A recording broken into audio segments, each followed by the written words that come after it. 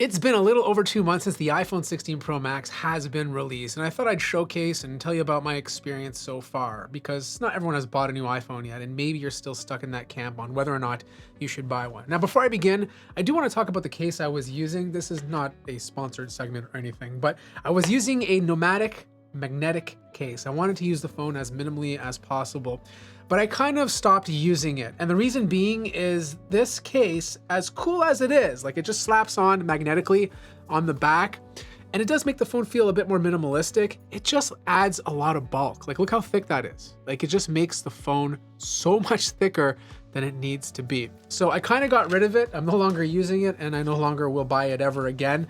And I switched to this case. Now, this is from AliExpress. I'll place the link to this in the description down below. But I love this thing. It's so minimalistic. It adds just enough protection. It's thin, so the phone almost feels the same size. But most importantly, it has a little stand over here. Look at that, right? This little metal stand that can be used to prop up your phone so that it's always in the position you want. Besides that, the phone itself does get dirty very easily, especially the Desert Titanium model that I have here. Like, the back is obviously clean because it's frosted, and yes, it's been in a case, so the case is black, so it will smudge off a little bit, but the sides just get fingerprints quite easily. But the biggest update to the iPhone 16 Pro Max has been camera control, and I find myself literally never using it. I think I used it 3 times to load up the camera, and I used it maybe once to use Apple's visual intelligence to translate something. But besides that, it never gets used. And I think the reason why I personally don't use it is because of the button placement. It's just so low, you know? Like, my hand rests naturally right here. Like, the button needs to be closer to the power button. When it's this low, you kind of have to awkwardly move your hand down, causing you to potentially almost drop your phone because it becomes in a position that's quite awkward. Now, I understand camera control is probably meant to be used more in landscape, but most of the pictures I take happen to be in portrait. Also, I rebound the button to Blackmagic camera app just because I prefer to use that to record video, whereas I'm just used to like tapping on the display and then pushing the camera button here in order to launch the camera. I should also announce that I'm no longer going to be using the regular Pro model going forth. I just find the bigger version to be better for an older dude like myself. It's better on the eyes, you get the bigger display, you get the better battery life, and these mitts, like, look at this. Look at the size of these hands, right? They're massive. Like, there's no excuse why I can't be holding the bigger phone. I love the pocketability of the regular iPhone 16 Pro, but there's no excuse. I'm sticking to the bigger one going forward. But I think for me, the biggest update has been the software, and this is pretty much accessible to most iPhone users today. And I think the one thing that really excited me about this iPhone is the ability to really customize the control center. You know, like, for example, on the bottom over here, I have a section where I can completely control my car. You know, I got rid of all the Apple Home stuff just because I don't use the Apple Home stuff, and I placed all my car stuff here. And it's just a quick and easy way to get in there. And then you can just swipe up and down to access some of your favorite things. This, to me, is a lot better feature than how the control center was in the earlier days. As for the customization on the screen in terms of colors, I think for the most part, being able to change everything to one solid color makes the phone kind of look ugly unless you're able to like reskin all the icons. I think at the end of the day, just having it on dark mode was a win for me. As for battery life, I was running iOS 18 public version, like the one that everybody uses, for the first month. But after that, I've completely switched to the developer beta because I want to be ahead of the curve in using Apple Intelligence, really understand it, get used to it so that I can obviously give you my thoughts. So battery life for me has been good on the developer beta. I wouldn't say it's great. Easily gets me through the entire day. I end the day with about 50% battery life, 40% battery life if I'm using it moderately. If I'm aggressively using the phone, I'm talking about watching videos all day, listening to music, sending emails, taking pictures, I'll end the day with like 20%. But I know confidently that I don't have to worry about charging my phone at any point. As for the camera, this is one area I was expecting a bigger improvement. If you're just taking photos on auto mode, not changing anything, it pretty much looks identical to the iPhone 15 Pro Max. There's just not much of a difference. But the one thing that I truly love about the 16 Pro and 16 Pro Max is photographic styles. This allows me on the fly to make my pictures not look like iPhone pictures. Not that iPhone pictures are bad, it's just they have this specific look.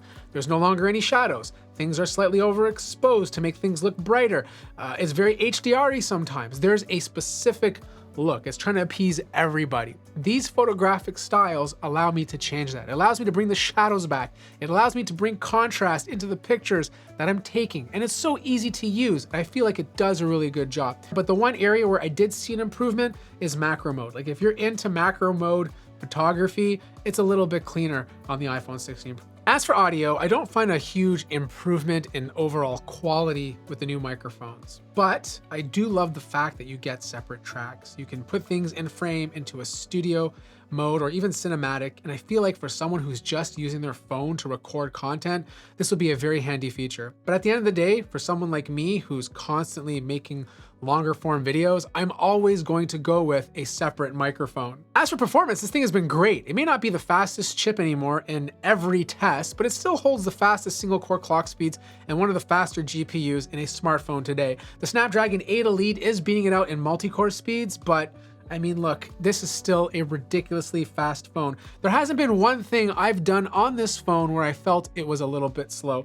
And to my surprise, it doesn't even get nearly as hot as the iPhone 15 Pro Max. I found that phone just consistently got warm all the time. Now, because I'm on the developer beta, I got to play with Apple Intelligence before those who decided not to use it. And for the most part, I don't feel like it's gonna change your life. You know, like what they're offering is no different than what Android currently has. Now, there are some advantages. Like for example, the writing tools, super handy. Like I'm surprised this is not on Android. I know Google is going to be releasing something with Android 16, but having the ability to edit anything in any app always available is really handy. Now, don't get me wrong, Apple's writing tools are not the smartest I've used. They're okay to fix basic grammar, but I find times that it just doesn't do nearly as good of a job as uploading it to Gemini or ChatGPT. Playground, on the other hand, super corny, super cringy. In fact, I uploaded my picture and ended up making me look like a Giga Chad, which I thought was very weird. I feel like this playground is just for fun, obviously, hence the name,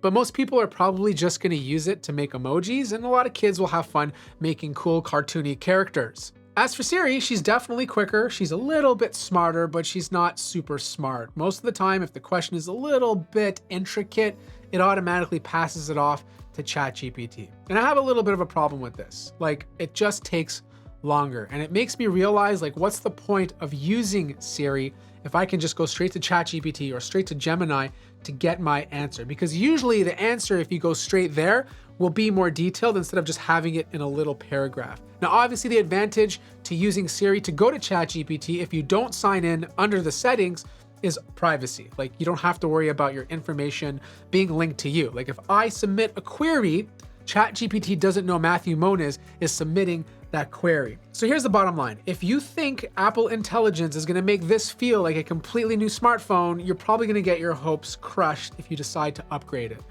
Apple Intelligence is great to have, and it does help out in certain situations, but it's not there yet. Like, it needs a couple more years. Like, this is a long process, okay? If you have an iPhone 12 or earlier, fantastic upgrade. You'll see a huge difference. If you have an iPhone 13 Pro, it depends. Like, are you happy with the performance?